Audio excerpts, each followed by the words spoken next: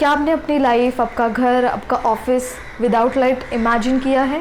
नहीं ना, क्योंकि लाइट है ही इतनी इम्पोर्टेंट।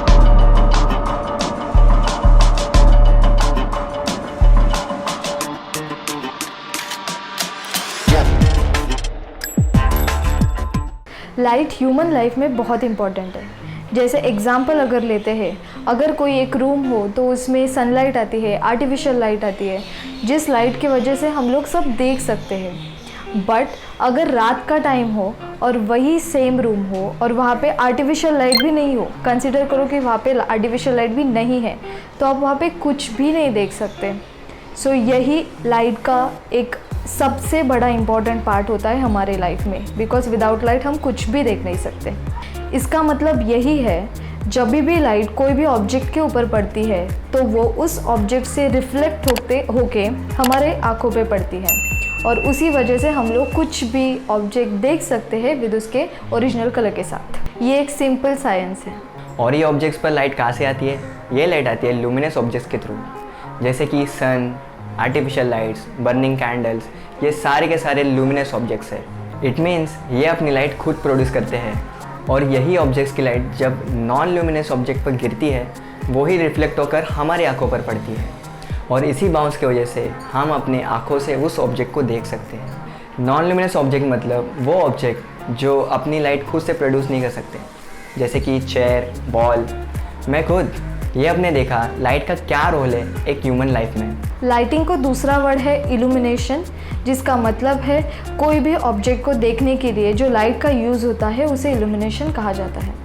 लाइटिंग हमारे लिए बहुत ज़्यादा इम्पोर्टेंट है। जैसे हम लोग ने देखा, लाइट के वजह से ही हम लोग देख सकते हैं, वैसे ही लाइट के वजह से हम लोग कलर्स पहचान सकते हैं, उनको देख सकते हैं। जैसे कि जो पुराने टाइम में या फिर एंशियंट टाइम में लोग लाइट्स, कैंप फायर या फिर टॉर्चेस जलाकर यूज़ किया करते थे। बट आजकल टेक्नोलॉजी की वजह से लाइट में बहुत ज़्यादा इम्प्रूवमेंट हुई है। बहुत सारे लाइटिंग फिक्चर्स मार्केट में अवेलेबल है, जिनको यूज़ करके हम लोग कोई भी एक्सटीरियर हो या इंटीरियर हो, हम लोग उसको एक एस्थेटिक, प्रैक्टिकल इफ़ेक्ट दे सकते हैं। अब पर्टिकुलरली देखा जाए, इंटीरियर डिज़ाइन में लाइट ये एक बहुत इंपॉर्टेंट रोल प्ले करती है।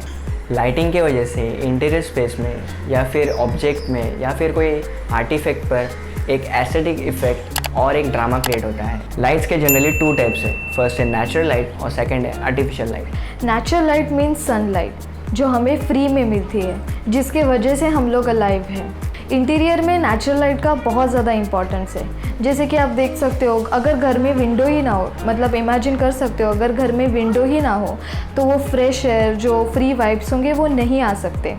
उसीलिए घर में कोई भी विंडो या फिर अगर रूफ विंडोज़ कर सकते हो तो वो होना चाहिए। उसी के वजह से लाइट का रिफ्रैक्शन अंदर आता है और जो एरिया होता है वो बहुत ज़्यादा एयरी और फ्रेश दिखाई देता है। अब आते हैं आर्टिफिशियल लाइट पे, जो बेसिकली मैन मेड लाइट है।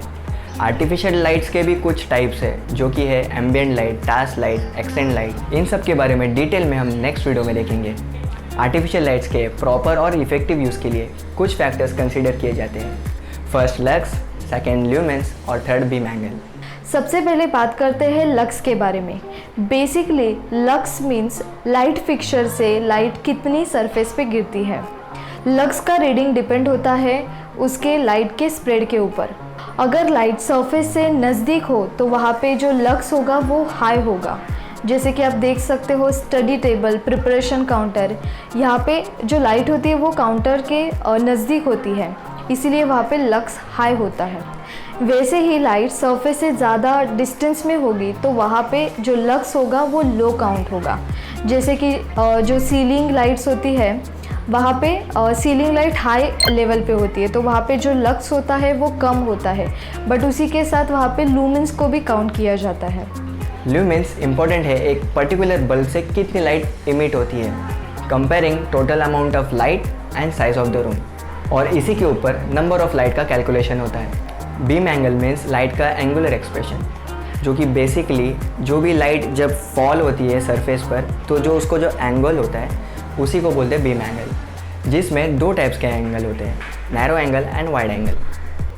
बीम एंगल में सबसे इम्पोर्टेंट 2 फैक्टर्स कंसिडर किए जाते हैं, जैसे कि जो भी सीलिंग की हाइट होगी वो और जो साइज़ ऑफ द रूम होगी वो। सो अगर सीलिंग की हाइट अगर ज़्यादा होती है तो वहाँ पे जो बीम एंगल होगा वो नैरो कंसिडर किया जाएगा, क्योंकि अगर नैरो एंगल वहाँ पे कंसिडर किया तो ही जो लाइट का स्प्रेड है वो इक्वल होगा। यहाँ पे बीम एंगल का जो एवरेज काउंट होता है वो होता है 5 डिग्री से लेके 45 डिग्री तक।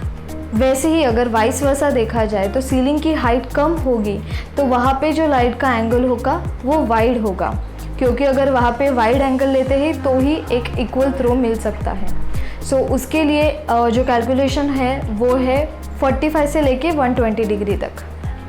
बट आजकल LEDs का ज़माना है तो यहाँ पे ऑलरेडी LEDs में ये सब एंगल्स होते हैं वो काउंट किए जाते हैं, बट फिर भी आपको बीम एंगल के बारे में इंफॉर्मेशन होना बहुत इंपॉर्टेंट है, क्योंकि उसी बीम एंगल के ऊपर और अकॉर्डिंग टू द एरिया वहाँ पे कितनी लाइट्स लगेगी ये पता चलता है।